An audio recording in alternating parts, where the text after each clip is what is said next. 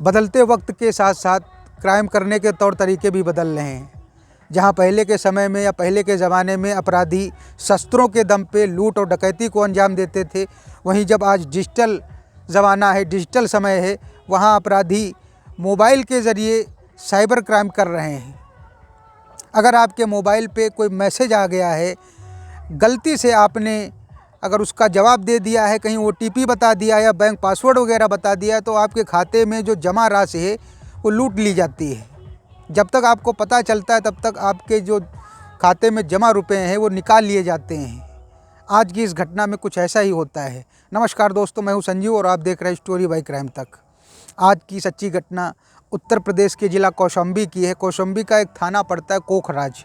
दरअसल मामला इसी थाना क्षेत्र के एक गाँव का है। यहाँ एक लड़की रहती है जो कि शादीशुदा है, मगर वो अपने माँ बाप के साथ अपने मायके में रहती है।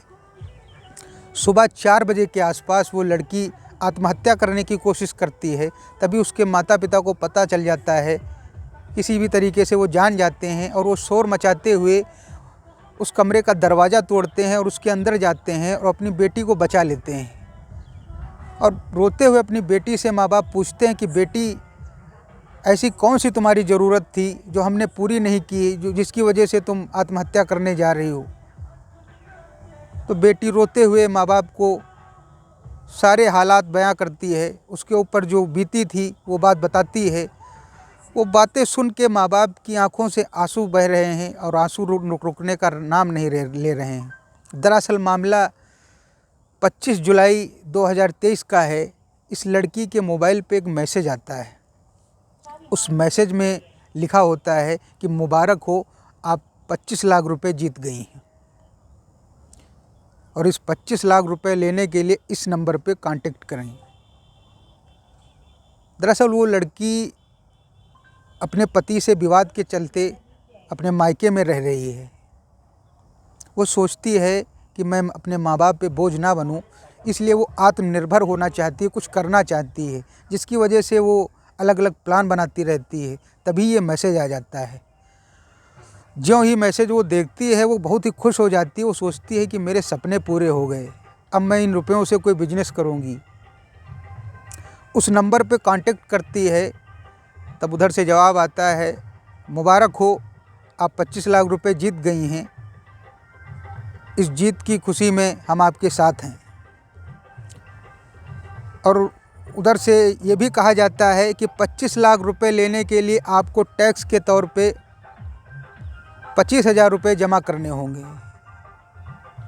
2 दिन को अंदर वो लड़की तुरंत ही 25,000 रुपये की व्यवस्था करती है और उस बताए गए खाते पे डाल देती है।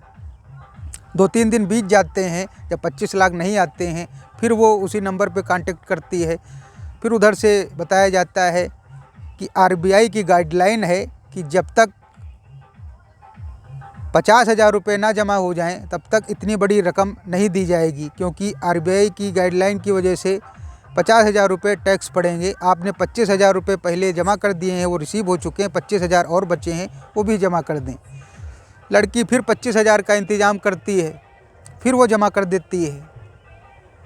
फिर 2-3 दिन बीत जाते हैं, मगर रुपए उसके खाते में 25 लाख नहीं आते हैं। फिर कांटेक्ट करती है तो उसको बताया जाता है कि इतनी बड़ी रकम के लिए अभी फिर एक नया नियम बना है, उसके लिए आपको 2 लाख रुपए और जमा करने होंगे। लड़की अब सोच में पड़ जाती है, अब वो क्या करे, इतनी रकम कहाँ से जुटाए। तो थोड़े बहुत रुपए उसके खाते में होते हैं वो निकालती है और इधर उधर से उधार लेती है, रिश्तेदारों से, दोस्तों से, अपने व्यवस्था करके 2 लाख रुपए फिर उसी खाते पे डाल देती है। फिर जब 1 हफ्ता बीत जाता है, वो रुपए उसके पास नहीं आते हैं 25 लाख, तो फिर उसी नंबर पे कांटेक्ट करती है और कहती है कि अभी तक वो रुपए नहीं आए हैं। अब वो ये समझ गई थी कि उसके साथ ये फ्रॉड हुआ है, तो वो उससे कहती है कि प्लीज़ मेरे रुपए मुझको वापस कर दो और मुझे माफ़ कर दो, मुझसे जो गलती हो गई है।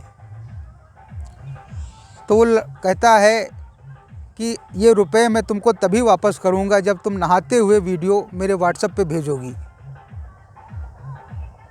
ये बात जैसे वो लड़की सुनती है, आग बबूला हो जाती है और उस व्यक्ति को बहुत ही अनाप शनाप कहती है। वो व्यक्ति कुछ नहीं कहता है, वो कहता है तुमको जो भी कहना है मुझे कह लो, मगर जब तक तुम अपना नहाते हुए वीडियो बना के मुझको नहीं भेजोगी तब तक मैं वो 2 लाख रुपए तुमको वापस नहीं करूँगा। क्योंकि वो समझ जाता है कि इस लड़की को रुपयों की सख्त ज़रूरत है और इससे मैं जो कहूँगा वो ये करेगी। फ़ोन कट हो जाता है, कम से कम 3-4 दिन बीत जाते हैं। लड़की सोच विचार के अपना नहाते हुए वीडियो बनाती है और उसी पे डाल देती है, उसी नंबर के व्हाट्सएप पे।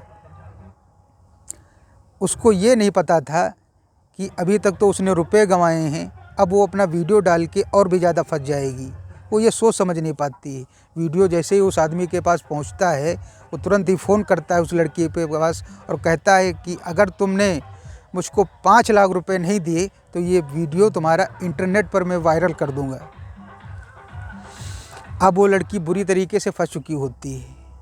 अब वो करे तो क्या करे, वो अपने गहने बेचती है, गहने बेच के 5 लाख रुपए जुटाती है और उसको देती है।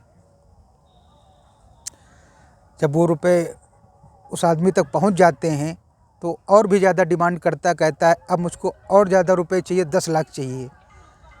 इसी के चलते वो लड़की अब सोचती है कि अब मेरी ज़िंदगी ख़त्म हो चुकी है। वो आत्महत्या करने की कोशिश करने लगती है।